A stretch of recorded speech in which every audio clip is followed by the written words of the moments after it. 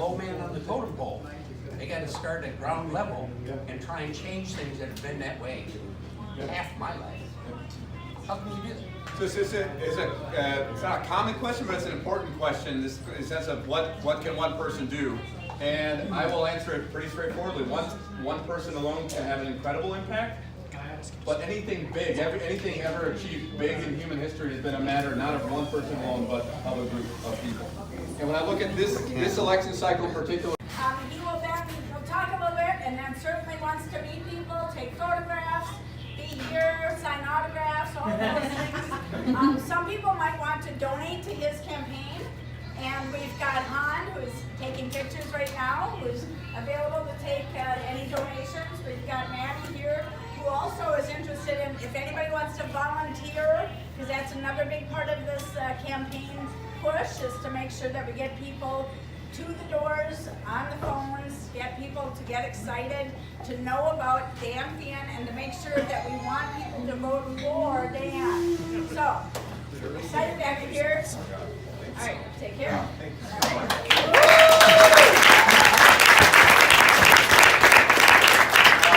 Thank you so much. Thank you, Representative Hoppy, for making this happen. I just left another great candidate a second ago, Terry Jurzovic. I was literally just harvesting corn with Terry a second ago. Everyone working hard out there right now. Thanks for putting this together. This is incredible. I got a lot of old friends and new here showing up tonight. So thanks for being a part of it.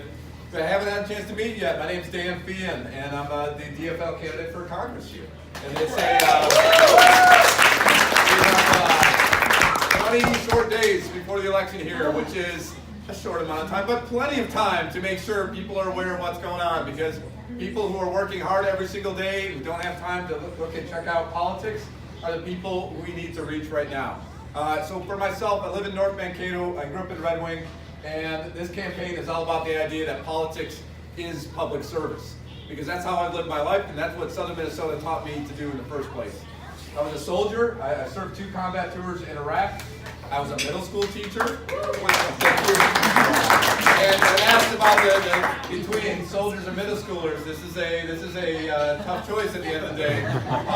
Any teachers out in the crowd today? All right, so I mean they can answer that one pretty easily on that behalf. But both these experiences are what drive me today, because what happens in Washington, D.C., whether it happens, and especially when things don't happen, it's a matter of life and death for people. That's what it is at the end of the day, and that was the case in war, certainly, as a teacher, but it's the case with healthcare, too, and the issues impacting people every single day. And there's people all across Southern Minnesota right now living in a state of anxiety about what's going to happen next.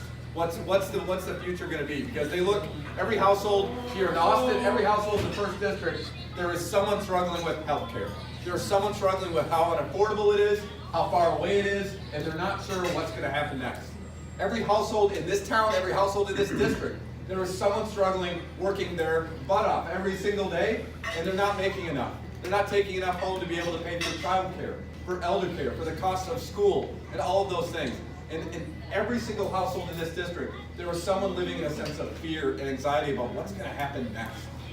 And when they're there, when you're made to feel that way, when you aren't able to have health care, when you're working hard and not getting ahead, and when you're living in fear, you're made to feel that you don't matter. But the Minnesota that I grew up in, the Minnesota I believe in, is the idea that either everyone matters or no one matters.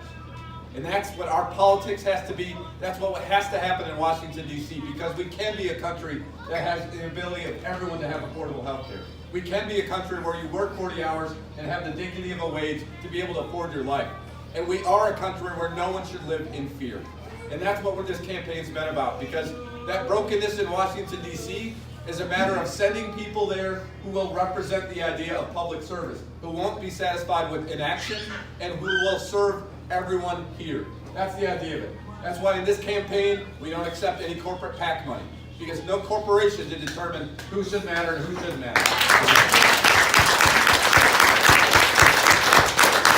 This campaign, we have an office in Rochester, but we have an office here, we have an office in Worthington, because the voices needed as part of this election are the voices that I'm going to be beholden to. Because I believe out there, I've been around enough candidates right now. There's candidates who seek power, and there's candidates who seek responsibility. When you seek power, all you are focused on is how to keep power and how to keep others out of it. But when you seek responsibility, all you are thinking about is how to fulfill that responsibility, which means the people that voted for you and the people that didn't vote for you, because that's the reality of this. There's plenty of people who won't, and that's okay. But if you're elected, your responsibility is to everyone, and making sure that we are making progress, not being settled for inaction. So that's what you're doing as part of this. And if you have door knocked already, or if you're thinking about door knocking and becoming a part of it, 2018 is the perfect year to make that first leap. Because yeah, it's a little scary. Yeah, you gotta knock on someone's door and talk to them. That's what wins elections. And I will tell you from watching our polling, watching how all this negativity you see on your TV every single day, people are rejecting it. And people will vote based on what you do to vouch for those candidates that are out there.